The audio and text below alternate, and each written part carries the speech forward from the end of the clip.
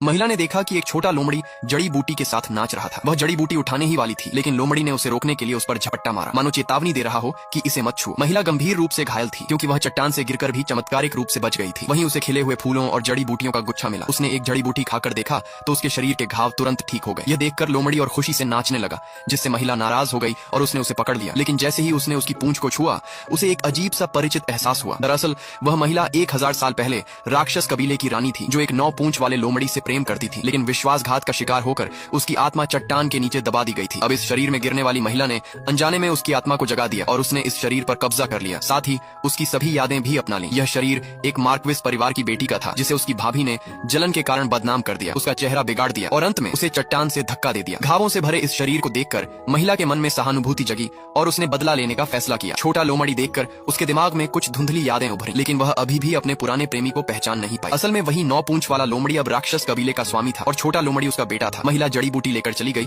और उधर स्वामी अपने बेटे को ढूंढते हुए चट्टान के नीचे पहुंचा। उसने लोमड़ी को छूते ही उसे एक छोटे लड़के में बदल दिया। लड़के ने बताया कि उसे तंग किया गया, लेकिन स्वामी ने उसे डांटते हुए उसकी गलती याद दिलाई कि वह निषिद्ध स्थान पर गया था। बातचीत से पता चला कि वह अपने पिता के लिए एक खास जड़ी बूटी ढूंढने गया था और उसी दौरान महिला से मिला। जल्द ही महिला का पता मार्क्विस मैनर में लगा। वहां पहुंचकर उसने अपनी भाभी को पकड़ लिया, उसे जमीन पर गिराकर हेयर पिन उसकी गर्दन पर रख दिया। भाभी डर के मारे कांपने लगी, लेकिन महिला अब पहले जैसी कमजोर नहीं थी। उसने बदला लेने की ठान ली थी। गार्ड्स भी उसे रोक नहीं पाए और सास के धमकाने पर भी उसने परवाह नहीं की, बल्कि भाभी के चेहरे पर खरोंच लगा दी और सबको चेतावनी दी। मार्क्विस के आने पर भाभी ने झूठी कहानी सुनाई कि बड़ी बहन ने उसे मारने की कोशिश की थी। मार्क्विस ने बिना एक आदमी काम से घर लौट रहा था, तभी उसने एक ज्वेलरी शॉप पर अपनी शादी की अंगूठी देखी, जिसे पत्नी ने दुकान पर गिरवी रख दिया था। पति तुरंत घर पहुंचा और पूरे घर में पत्नी को ढूंढने लगा, लेकिन घर में कोई नहीं था। तभी उसकी बेटी हाथ में एक डिब्बा लिए अंदर आई और बोली, पापा, मम्मी ने ये आपके लिए देने को कहा था। जब उसने डिब्बा खोलकर देखा तो अंदर एक कार्ड था, जिस पर लिखा था, बधाई हो, आखिरकार तुम मुझ जैसी बेवकूफ से छुटकारा पा ही गए। तभी आदमी को एहसास हुआ कि इस बार उसकी पत्नी सच में उसे हमेशा के लिए छोड़कर चली गई है। असल में 5 साल पहले अपनी बेटी को लुटेरों से बचाने के लिए औरत ने खुद पर होने वाली हर यातना सह ली, लेकिन तभी एक लुटेरे ने उसके सिर पर एक लोहे के डंडे से वार किया, जिससे वह वहीं बेहोश होकर गिर पड़ी। पति जब घर पहुंचा और देखा तो तुरंत उसे अस्पताल ले गया, लेकिन डॉक्टर ने कहा दिमाग में गंभीर चोट लगी है। अब इसकी मानसिक हालत 3 साल के बच्चे जैसी है। यह सुनकर भी पति ने बिना शिकायत किए 5 साल तक पत्नी की देखभाल की, लेकिन 3 साल के बच्चे जैसी औरत को संभालना आसान नहीं था। उसे हर छोटी बड़ी बात सिखानी पड़ती थी और यहाँ तक कि कई बार पति को उसका मूत्र तक साफ करना पड़ता था। धीरे धीरे पति का सब्र टूटने लगा। जब उसने पत्नी को चोरी करते देखा तो पहली बार उसे उससे नफरत सी महसूस हुई और जब वह खाने से मना करने लगी तो उसकी सहन शक्ति पूरी तरह खत्म हो गई। उसी दौरान एक चालाक औरत सामने आई। उसने जानबूझकर पत्नी को बहकाया, चलो बेटी के स्कूल चलें, वहाँ बहुत सारी टॉफी मिलेगी तुम्हें। भोली भाली औरत सीधे बेटी के किंडरगार्टन में घुस गई और उसे कसकर गले लगा लिया। बाकी बच्चे ये देखकर हंसने लगे, देखो इसकी माँ तो पागल है। बेटी